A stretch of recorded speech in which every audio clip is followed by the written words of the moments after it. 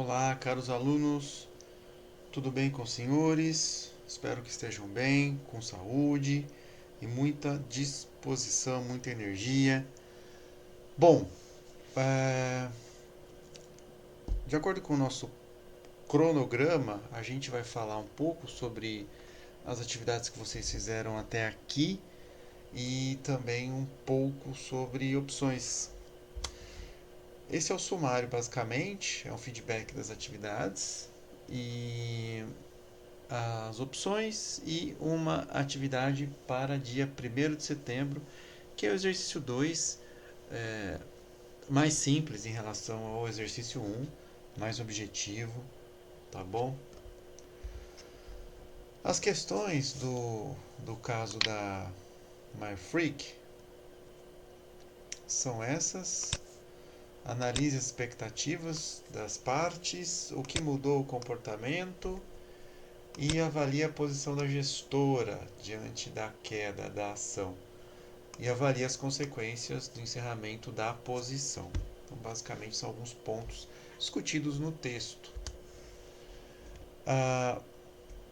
As características do contrato, de acordo com o texto, a gente tem basicamente o tomador do termo, que nesse caso é representado pela gestora GWI, que na liquidação do contrato está previsto a compra das ações e ele tem uma expectativa otimista em relação ao papel, ou seja, ele espera que o papel vai subir. Já respondendo, já iniciamos a resposta. Essa é a questão 1. Estamos analisando a questão 1. Então a expectativa é de subida, expectativa do tomador do termo. E, obviamente, ele, ao final do contrato, compra as ações do doador e paga o valor original das ações mais os juros de acordo com o contrato. É uma taxa fixa para o doador do termo. Então, o doador do termo ele recebe o valor original, quanto ele desembolsou, mais juros, que é uma remuneração fixa. O doador, qual a responsabilidade dele? Comprar as ações com o objetivo de vender para o tomador no final do contrato, e a expectativa dele é justamente contrária à expectativa do tomador, ou seja, ele espera uma desvalorização da ação. Ele acredita que o preço dessa ação vai cair. Então essas são as principais características que a gente identificou no texto. A segunda questão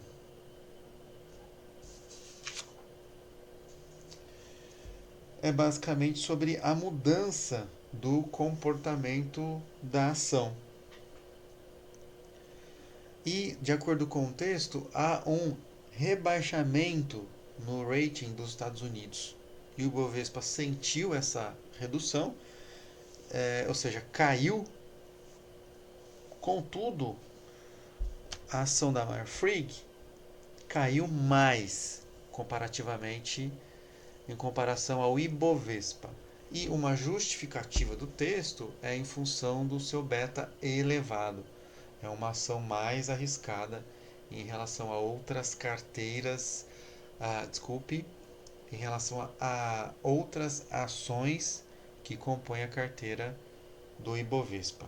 Então é uma ação mais arriscada. Muito bem. Esse slide mostra para nós também algumas consequências, não é? Vamos apenas retomar a questão 3. Avalie a posição da gestora diante da queda, não é? O que aconteceu? Bom, a GWI era grande tomadora Esse é o ponto. Grande tomadora a termo das ações Marfrig. Isso significa que, considerando as oscilações do preço da ação, e lembrando que esse derivativo, as opções de ações, são padronizadas, depois eu vou mostrar no site algumas informações a respeito desse derivativo, ela deveria entregar mais garantias, considerando que a variação do preço era desfavorável para ela, a gestora GWI. Mas infelizmente ela não conseguiu depositar e entregar essas garantias. Consequência, ela teve que comprar as ações, então comprou as ações do doador pelo valor pactuado e as vendeu no mercado à vista a um preço menor do que o contrato a termo e arcou com o prejuízo. Né? Então, tinha aquela expectativa de valorização do preço da ação. Os preços, eu anotei os preços.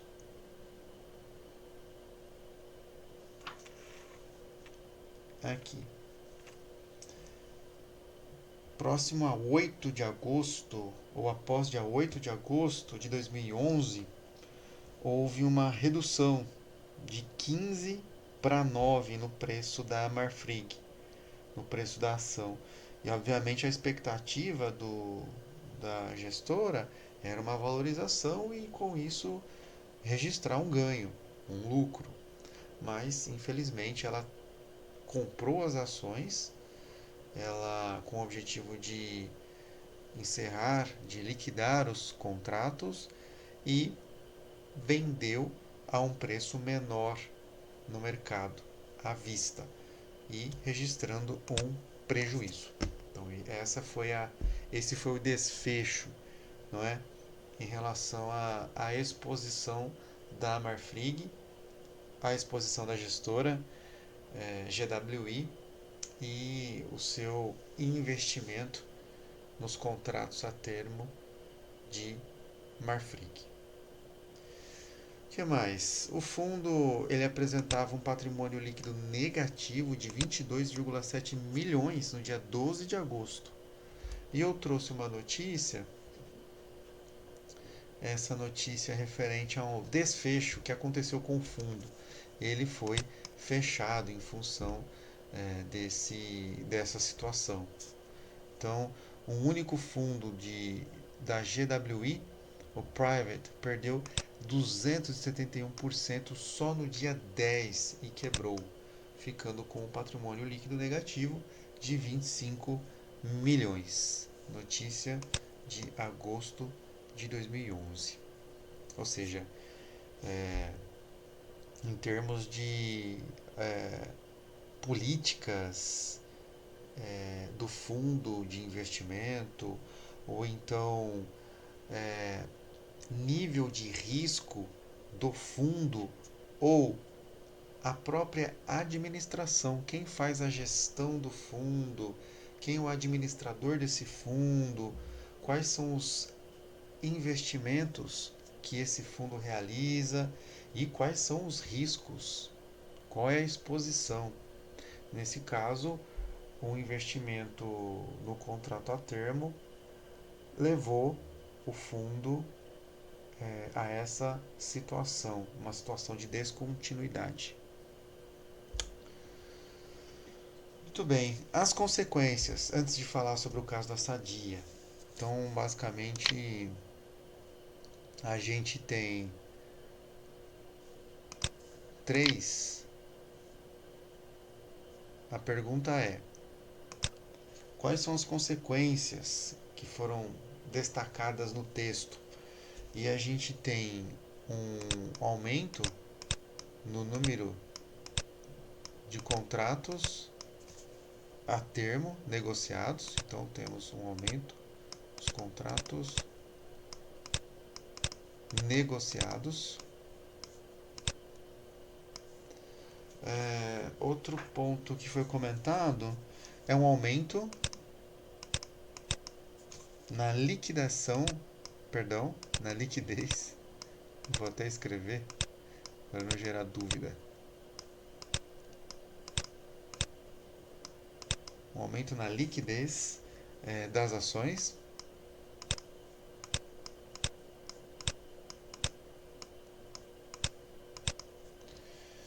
E uma redução no preço da Marfrig.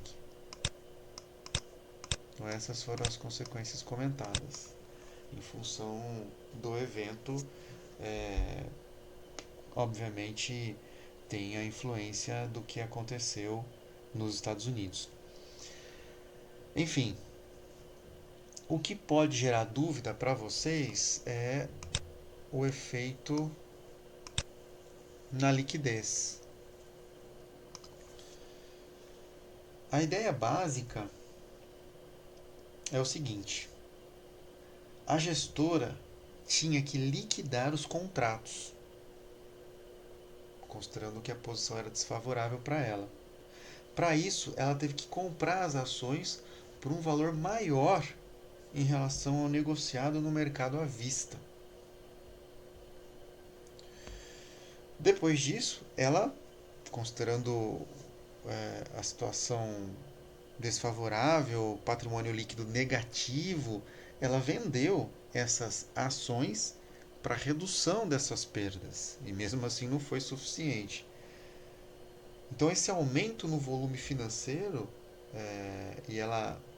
o texto ressalta que ela era uma grande tomadora, esse aumento no volume financeiro contribuiu para o aumento da liquidez das ações, é o que foi apresentado no gráfico.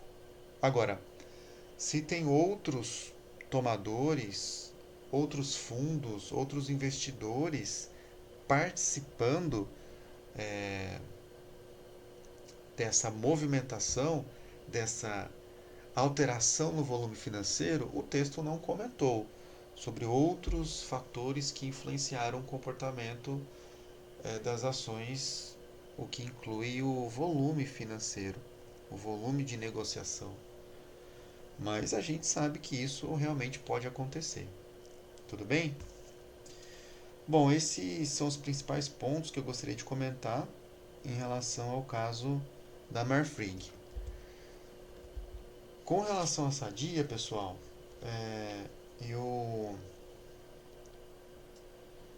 nós começamos a fazer a avaliação, a tabulação das respostas, e o feedback geral que eu gostaria de dar é o seguinte: não deixar para a última hora. Tentar fazer as atividades com antecedência, para que a qualidade das respostas seja superior. A gente percebeu que muitas pessoas entregaram próximo do limite do tempo, e a gente não sabe como você gerenciou essa atividade, se você fez com antecedência e salvou na pasta, foi fazendo, ou se você fez próximo do horário de entrega. E nesse caso, se isso aconteceu, isso pode comprometer a qualidade da resposta. A gente percebeu que algumas poderiam ser melhor apresentadas. Então vamos tomar cuidado com as respostas, tá bom? Mas eu volto a comentar essa atividade na terça-feira. Nós não terminamos de fazer a tabulação. Tudo bem? O que mais? Bom, para comentar o caso, cada uma dessas questões, nós preparamos, a monitora, a Georgia, preparou um guia para estudos. São essas respostas que podem direcionar o estudo. Qual é a ideia? O caso, nós conversamos sobre as questões e nós pensamos em delimitar as respostas, apresentar uma resposta padrão, mas obviamente é, vocês podem apresentar uma visão adicional. Por exemplo, nessa primeira questão, o que aconteceu com a Sadia em 2008? Pode ser que você tenha explorado com maior intensidade a, a, a exposição da empresa e a escolha em relação à especulação, ao invés de trabalhar a proteção ou o hedge. Talvez você tenha explorado mais os efeitos da crise financeira no resultado financeiro da Sadia, gerando um prejuízo enorme para a companhia. Enfim, pode ser que no desenvolvimento da sua resposta você tenha apresentado um enfoque para um ponto que foi considerado importante. Isso pode acontecer. Essas respostas são um guia, é uma tentativa de padronizar, e a gente tem consciência de que vocês podem apresentar outros elementos, elementos adicionais, ou então analisar um ponto em profundidade. Isso pode acontecer. E tudo isso é levado em consideração na hora de ler e avaliar as respostas. Tudo bem? Agora, tem outras questões que é, exigem, de fato, uma exigem uma resposta mais precisa. É o caso da segunda, por exemplo, os fatores internos. Tanto o vídeo do professor Alexandre quanto o texto da Capital Aberto trabalham esses pontos. Por exemplo, os comitês que não foram efetivos foi um ponto muito trabalhado. Se você não explorou isso de maneira adequada, a sua nota pode diminuir. Ou se você apenas citou o nome do conselho e não explicou, sua nota também pode diminuir. Tudo bem? Então tem que explicar adequadamente de acordo com o material que foi disponibilizado. Bom, e aqui eu não vou ler com vocês cada um dos pontos, mas é justamente para você estudar e é um feedback para a sua atividade. Na segunda, a gente tem os fatores internos, como é, o próprio modelo de governança, no qual foi relatado que o CFO se reportava diretamente ao conselho administrativo, sem comunicação com o CEO. Então, o, havia um problema aí, né, em relação a o CEO não tinha nenhum conhecimento a respeito do que estava sendo feito em termos de operações com derivativos, né? Ou então não tinha detalhes dessa, dessa operação. Né? E o professor Alexandre no vídeo, ele faz um. Eu não vou comentar cada um desses pontos, pois tanto na revista quanto no vídeo ele explora isso de maneira adequada, então não precisamos entrar nisso, tá bom? As consequências, quais foram as consequências, né? Fala-se sobre o prejuízo para os stakeholders da companhia, um prejuízo de 27 milhões, em função do prejuízo que a companhia apurou, a Sadia teve que firmar um acordo de 27 milhões com investidores norte-americanos. Ela foi alvo de processo nos Estados Unidos. Conselheiros foram multados e o diretor financeiro foi inabilitado. Então, algumas consequências aí a respeito do que aconteceu na Sadia.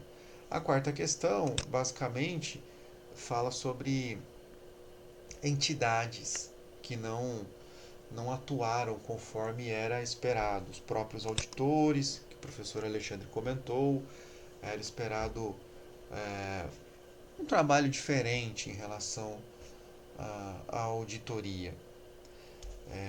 Ou seja, eles agiram de forma permissiva, ou então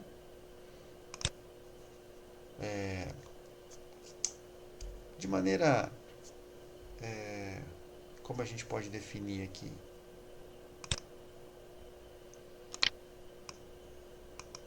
Peguei uma definição, é, sinônimos da permissiva aqui para facilitar a nossa discussão. Então, basicamente, essa ação permissiva você pode entender como uma ação desregrada, licenciosa ou que é tolerante com erros e falhas. Então, esperava-se um maior rigor da auditoria em relação ao tratamento contábil para os derivativos, principalmente pelo tratamento contábil que era dado na época. Ou seja, a ausência, né, a gente não tinha ainda as normas, as normas internacionais para instrumentos financeiros. Né? A gente está discutindo aqui a IFRS 9, que é a norma mais recente em relação a instrumentos financeiros. Antes da IFRS 9, a gente tinha outros pronunciamentos técnicos que tratavam basicamente dos instrumentos financeiros, né? Que foram aplicados aí a partir de 2010, né?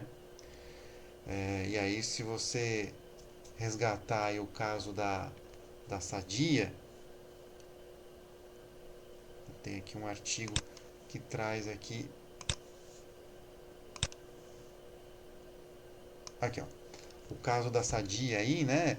Se você for analisar os balanços de 2007 e os balanços de 2008, provavelmente você não vai encontrar os pronunciamentos técnicos ou as normas internacionais de contabilidade aplicáveis para instrumentos financeiros. Então, a gente vai comentar sobre essa questão ainda, mas vamos antecipar aqui, ó. Olha lá.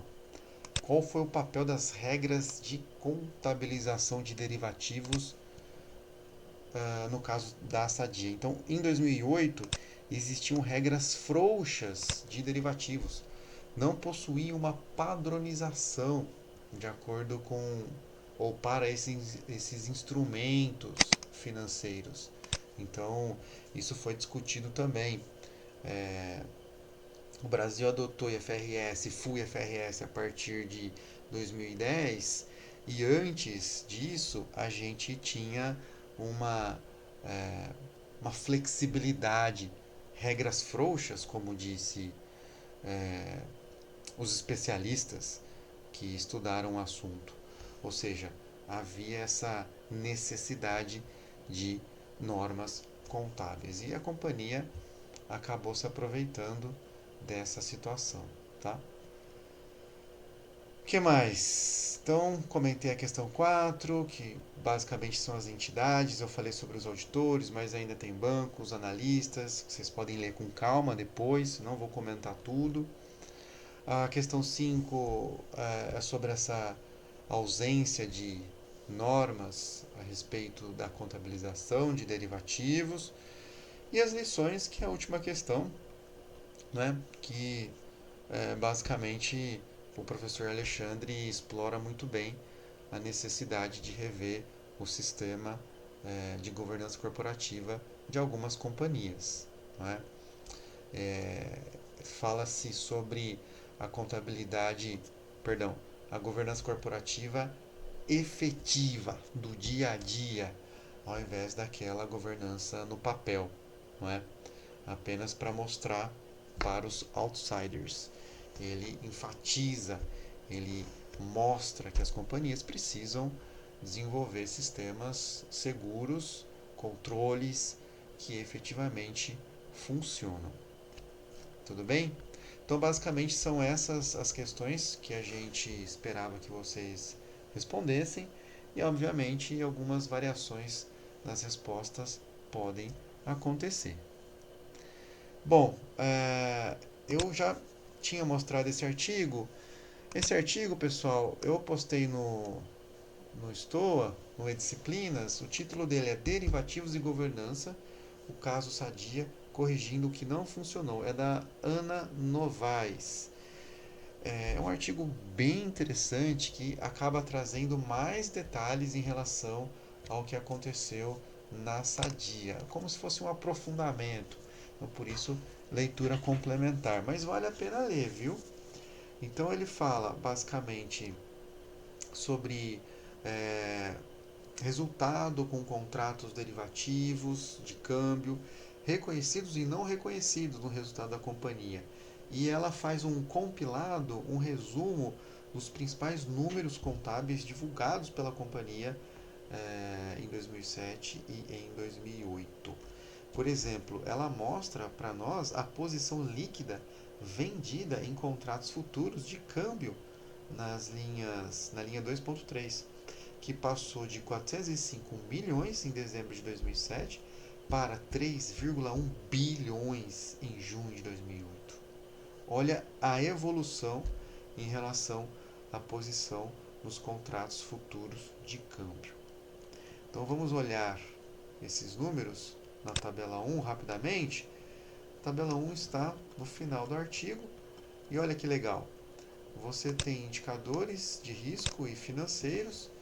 Os valores estão em milhares, obviamente. E aí você tem os dados da DFP e da ITR. Tem dados dos relatórios trimestrais também.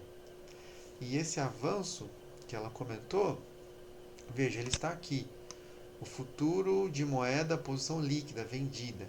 Então, em 2007 era de 405 milhões e foi para mais de 3 bilhões no segundo trimestre de 2008. Tudo bem? Você tem informações sobre dívida. Olha o endividamento é impressionante. A dívida em 2007 era de 3,6 bilhões. Foi aumentando. 4, 4,1, 7, 8, 8. Um aumento considerável na dívida bruta da companhia. Fluxo de caixa, na verdade, houve uma redução até o segundo trimestre de 2008 e depois houve uma sensível recuperação, exceto no primeiro trimestre de 2009. Tudo bem? Outro ponto que chama atenção na análise que ela fez é o resultado dos derivativos. A empresa apresenta o resultado, uma parte é reconhecida como receita bruta operacional e outra parte como resultado financeiro. Então, uma parte do reconhecimento aumenta a receita bruta operacional. E esse ponto acabou também sendo discutido pelo professor Alexandre. Os gestores envolvidos com a operação financeira, eles estavam mais preocupados com atingir o faturamento, atingir o lucro e, obviamente, não, não cuidaram dessa exposição, desse risco em relação à movimentação do câmbio. E foi, infelizmente, o que aconteceu. O que mais? E aqui você pode ver os efeitos. Tem o lucro antes do imposto de renda e da contribuição social.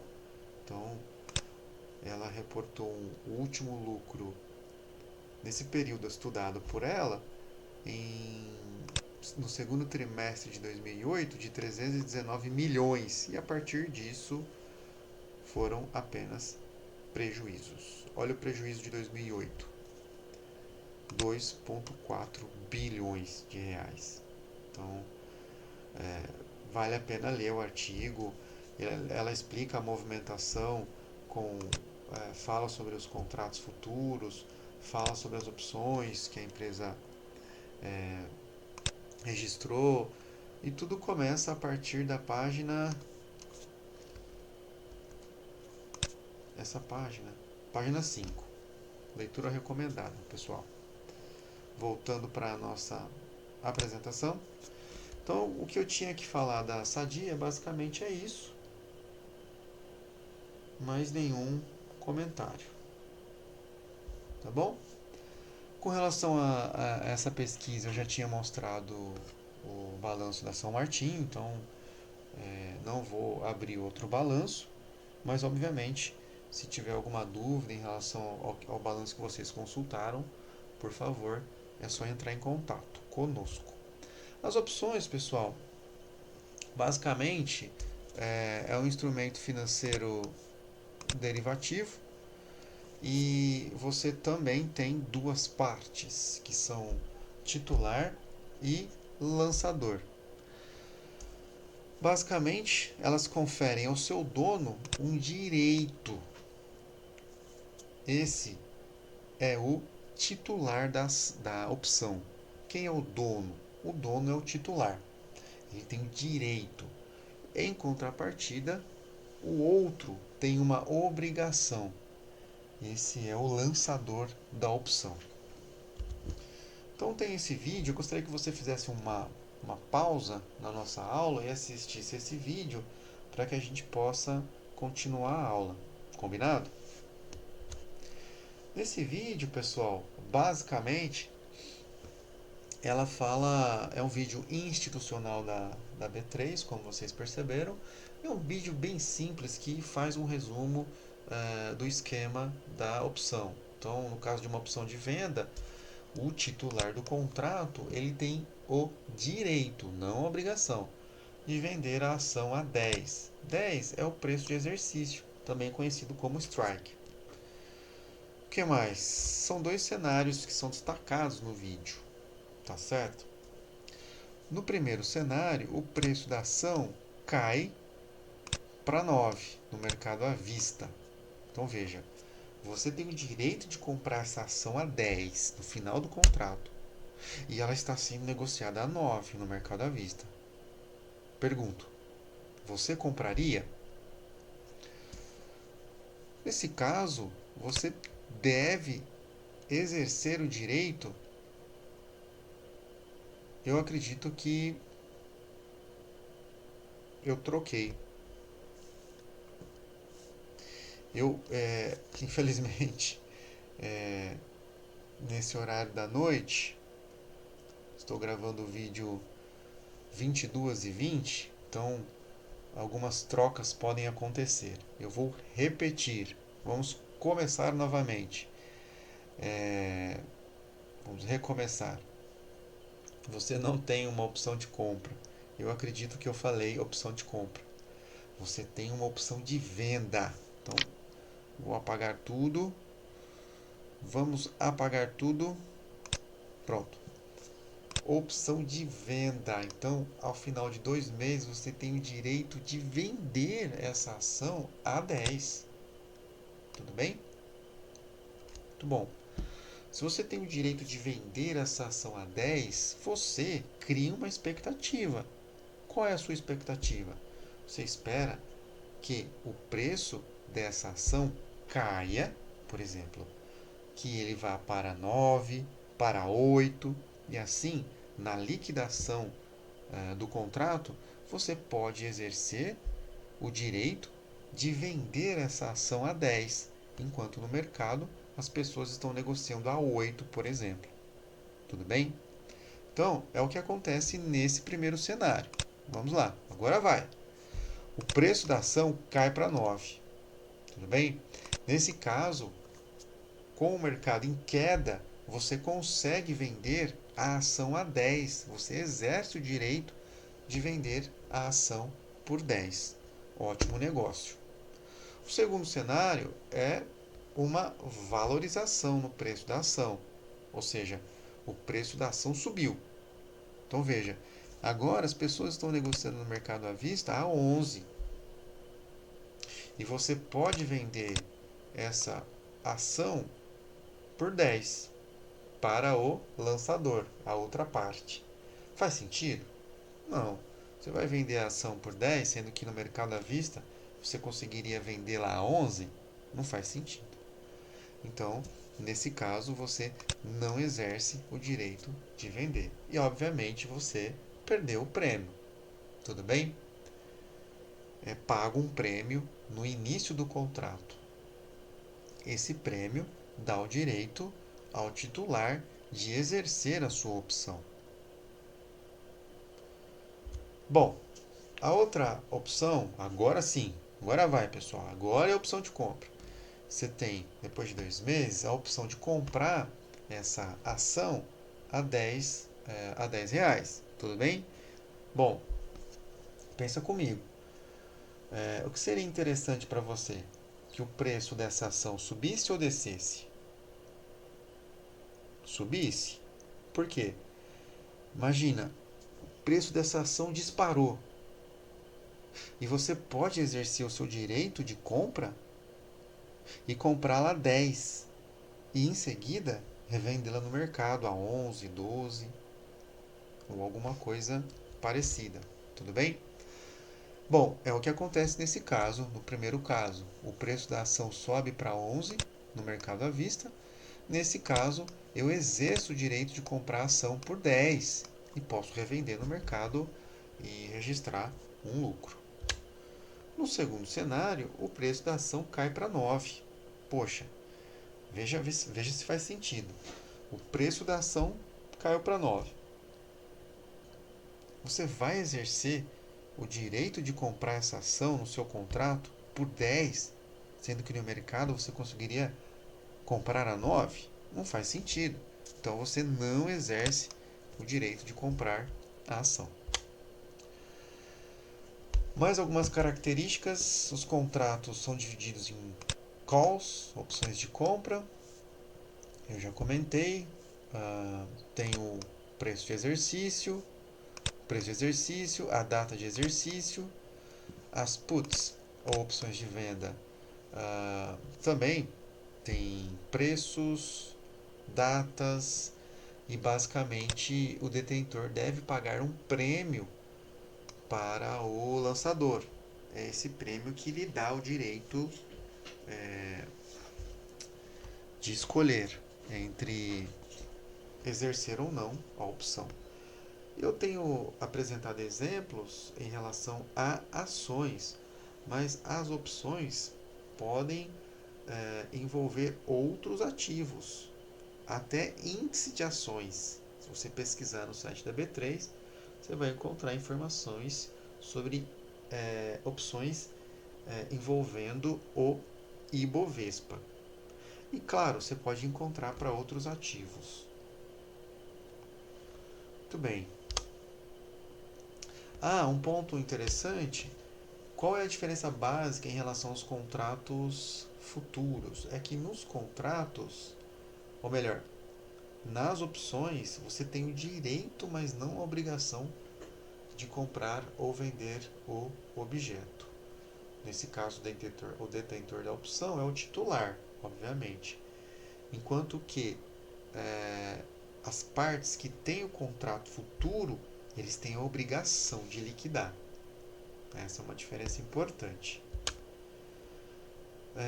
Além disso, o nosso livro Manual de Contabilidade e Tributação de Instrumentos Financeiros, ele comenta sobre algumas estratégias. O vídeo também, o vídeo institucional da B3. Então vale a pena comentar essas estratégias.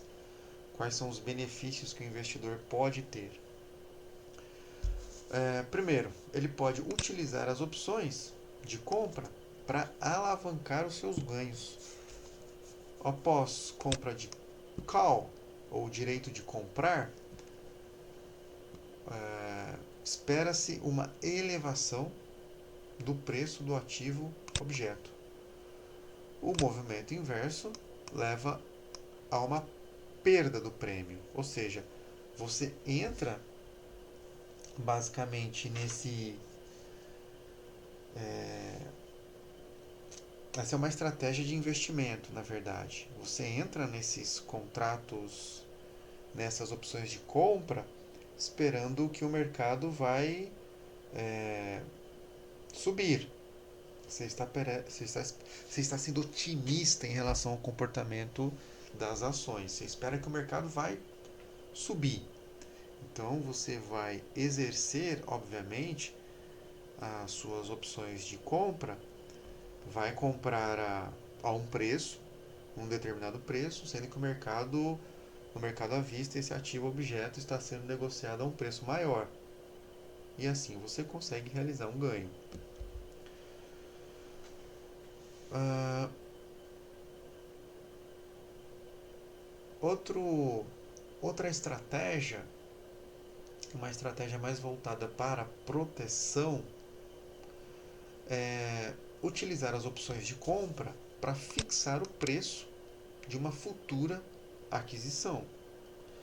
Ou seja, hoje você não tem os recursos necessários, mas você pode comprar uma opção e fixar o preço. Lembra da característica dos derivativos. O investimento no derivativo, iniciar essa operação com derivativos, requer um investimento baixo, muito baixo. E é o que representa o prêmio em relação, em relação ao valor de mercado das ações. Então, esse tipo de estratégia também pode ser aplicado. E os contratos de venda, opções de venda, não é? Nesse caso, quando você vai operar com, com uma expectativa de baixa, você tem você é pessimista em relação ao comportamento das ações, você acredita que vai cair. Então, expectativa baixista, como dizem os autores. Você pode assumir uma posição vendida. Na data do vencimento, você vai exercer o seu direito de venda.